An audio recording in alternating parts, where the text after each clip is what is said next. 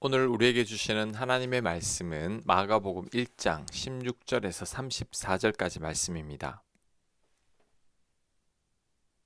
16절 갈릴리 해변으로 지나가시다가 시몬과 그 형제 안드레가 바다에 금을 던지는 것을 보시니 그들은 어부라. 예수께서 이르시되 나를 따라오라. 내가 너희로 사람을 낚는 어부가 되게 하리라 하시니 곧 그물을 버려두고 따르니라. 조금 더 가시다가 세베대의 아들 야고보와 그 형제 요한을 보시니 그들도 배에 있어 그물을 깁는데 곧 부르시니 그 아버지 세베대를 품꾼들과 함께 배에 버려두고 예수를 따라가니라. 아멘. 예수님께서 본격적인 사역을 시작하시기 전에 제자들을 부르시는 장면입니다. 그런데 베드로, 안드레, 야고보, 요한은 예수님이 부르시자 그냥 다 따라 나섭니다. 하던 일을 멈추고 바로 예수님을 따라갑니다. 어떻게 이것이 가능할까요? 예수님께서 이들의 마음을 조종하신 걸까요? 그렇지 않습니다. 이들이 예수님을 따랐던 것은 아마도 예수님에 관한 소문을 이미 들었기 때문일 것입니다. 이들은 예수님을 통해 자신들이 크게 출세할 수 있을 것이라고 생각했던 것 같습니다. 이것은 제자들이 나중에 서로 높아지기 위해 싸우고 예수님을 다 버린 것만 봐도 잘 알 수 있죠. 이들이 예수님을 따른 이유는 예수님을 통해서 성공하고 출세하기 위함일 겁니다. 그런데 이런 제자들을 예수님은 다 바꾸셨죠. 예수님을 위해 순교까지 할 정도로 다 바꾸셨습니다. 그렇다면 예수님은 이들을 어떻게 바꾸신 걸까요? 십자가 사랑입니다. 하나님의 아들인 예수님께서 부족하고 죄 많은 제자들을 위해 십자가에서 죽으셨다는 것을 안 것입니다. 그 사랑을 알아버리면 안 바뀔 수가 없죠. 탕자가 변한 이유도 동일합니다. 탕자는 아버지 사랑을 알아버렸습니다. 재산을 탕진하고 돌아온 자신을 나무라지 않으시고 이전보다 더 극진히 사랑해 주셨습니다.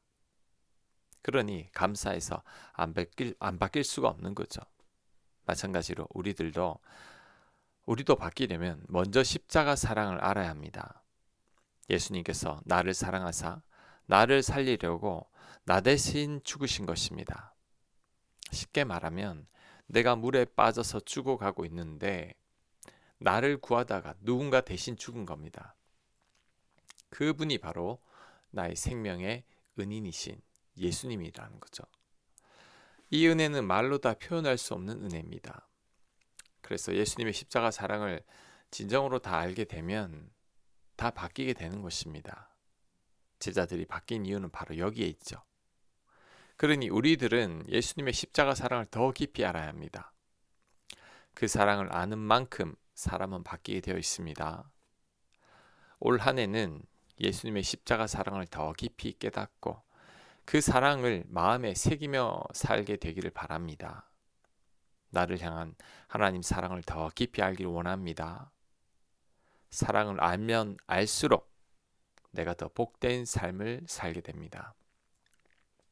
21절 그들이 가버나움에 들어가니라. 예수께서 곧 안식일에 회당에 들어가 가르치심에 뭇 사람이 그의 교훈에 놀라니 이는 그가 가르치시는 것이 권위 있는 자와 같고 서기관들과 같이 아니함일러라. 아멘.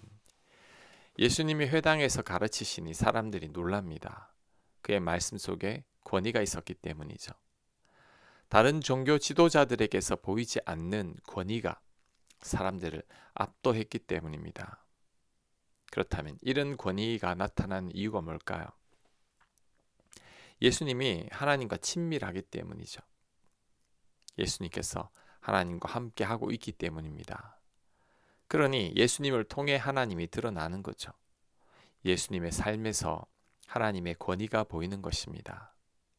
그렇다면 우리도 이런 권위를 가질 수 있습니다. 하나님과 가까워지면 됩니다. 하나님과 동행하면 됩니다. 그럴 때 우리에게도 이런 권위가 나타날 것입니다. 내 말 가운데 권위가 나타나고 내 삶을 통해서도 이런 권위가 나타날 것입니다. 나에게서 그리스도의 향기가 풍긴다고도 말할 수 있는 거죠. 그런데 우리들은 예수님처럼 이렇게 권위를 드러내려고 하지 않습니다. 우리는 내 나이로 권위를 드러내려고 합니다. 내 경험과 직업과 나의 재력이나 학벌로 내 권위를 드러내려고 하죠. 교회에서는 교회 오래 다닌 경력이나 내 직분으로 권위를 표출합니다. 가정에서는 단지 부모라는 이유만으로 권위를 가지고 내 자녀들을 복종시키려고 하죠. 하지만 그런다고 권위가 생기는 게 아닙니다. 오히려 상대에게 더 거부감을 주게 될 뿐입니다. 하나님이 주시지 않는 권위는 모두에게 횡포로 느껴질 뿐입니다. 속된 말로 갑의 횡포인 거죠. 권위는 하나님께서 주시는 겁니다. 권위는 하나님과 친밀해야지만 소유할 수 있는 거죠. 하나님과 깊은 사귐이 있는 자는 하나님의 권위가 저절로 나타납니다. 요한은 광야에 있었지만 그 권위로 인해 사람들이 몰려들었습니다. 예수님은 자신을 감추려고 했지만 언제나 사람들이 들끓었죠. 왜냐하면 하나님의 권위 때문이죠. 권위는 나 스스로가 드러내는 게 아닙니다. 외적인 조건이나 자격으로 내가 권위를 가졌다고 생각해서도 안 됩니다. 오히려 반감만 주게 될 뿐입니다. 하나님과 가까워지기를 애써야 합니다. 하나님과 깊은 사귐이 있어야 합니다. 하나님께 철저히 순종하는 삶을 살아야 합니다. 그럴 때 권위는 저절로 나타납니다. 감추려고 해도 권위가 드러납니다. 나에게서 하나님의 모습이 보이기 때문이죠. 권위는 내가 드러내는 게 아니라 하나님으로 인해 드러나는 것입니다. 권위는 얻을 수 있는 게 아니라 하나님과의 관계 속에서 저절로 생기는 것입니다. 32절 저물어 해질 때에 모든 병자와 귀신 들린 자를 예수께 데려오니 온 동네가 그 문 앞에 모였더라. 예수께서 각종 병이 든 많은 사람을 고치시며 많은 귀신을 내쫓으시되 귀신이 자기를 알므로 그 말하는 것을 허락하지 아니하시니라. 아멘. 모든 병자와 귀신 들린 자들이 예수님께 나와서 고침을 받았습니다. 그런데 예수님의 은혜를 입은 자들을 보면 대부분은 약자와 병자들과 귀신 들린 자입니다. 소외된 계층이나 죄인들이 주로 예수님을 만나고 있습니다.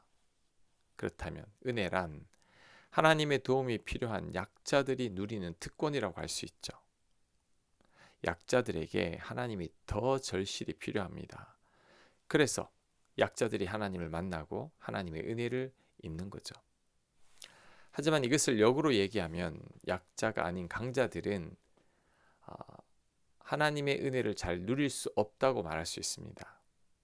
왜냐하면 하나님의 도움이 별로 필요가 없기 때문이죠. 그래서 요즘 시대에 사는 현대인들은 하나님 은혜를 체험하기 힘들다고 할 수 있습니다. 왜냐하면 사는데 부족함이 없기 때문이죠. 그래서 하나님이 별로 필요 없습니다. 하나님을 잘 찾지도 않습니다. 그러니 하나님의 은혜를 경험하지 못하는 거죠. 그래서 하나님 은혜의 관점으로 볼 때는 연약함과 부족함이 오히려 복이라고 할 수 있습니다.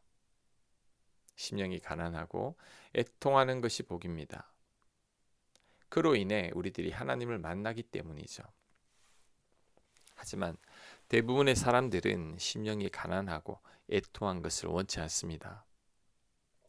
많은 물질을 원하고 출세를 원하고 세상에서 형통하기를 원합니다. 내 자녀들도 세상에서 성공하기를 원합니다. 그런데 이렇게 잘 되고 형통하고 성공하기만 한다면 하나님과 분명히 멀어지게 된다는 것을 알아야 합니다. 그럼에도 우리들은 형통과 성공과 복만을 하나님께 구하죠. 그래서 우리들의 기도가 잘 응답이 없는 겁니다. 하나님께 기도하기를 하나님과 멀어지기를 구하고 있는데 하나님께서 그 기도에 응답을 하시겠습니까? 이런 기도는 잘못된 기도죠. 그렇다면 바른 기도는 형통과 성공과 복만이 아닙니다. 잠언에 나오는 아굴의 기도가 지혜롭고 바른 기도입니다. 아굴은 필요한 만큼만 달라고 합니다.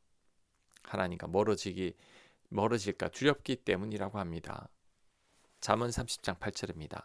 나를 가난하게도 마옵시고 부하게도 마옵시고 오직 필요한 양식으로 나를 먹이시옵소서. 혹 내가 배불러서 하나님을 모른다. 여호와가 누구냐 할까 하며 혹 내가 가난하여 도둑질하고 내 하나님의 이름을 욕되게 할까 두려워함이니이다. 아멘. 아굴은 자신의 한계를 잘 아는 자죠. 자신이 가난하거나 부하게 되면 하나님과 멀어질 것을 잘 알고 있습니다. 그래서 적당한 것과 평범한 것을 구하고 있습니다. 하나님과 가까워지기만을 원하고 있기 때문이죠. 바른 기도는 이런 기도입니다. 부와 성공이 아닌 하나님과 더 가까워지고 친밀해지기를 구하는 것이 바른 기도입니다. 일평생 우리 하나님과 동행하기만을 구하는 것이 바른 기도입니다. 이런 기도가 하나님의 뜻에 합당합니다. 그래서 이런 기도에 반드시 응답이 있을 것입니다. 아멘. 묵상과 적용 질문입니다. 나의 기도 제목은 하나님과 멀어지는 것인지 하나님과 가까워지는 것인지를 점검해 보시기 바랍니다. 내가 어떤 기도를 드려야 할지를 성찰해 보시기 바랍니다. 기도합니다. 하나님만을 구하는 자가 되게 하옵소서. 하나님 외에는 그 어떤 것도 구하지 않는 자가 되게 하옵소서. 하나님만이 진정한 복임을 깨닫게 하여 주시옵소서. 예수님 이름으로 기도합니다. 아멘.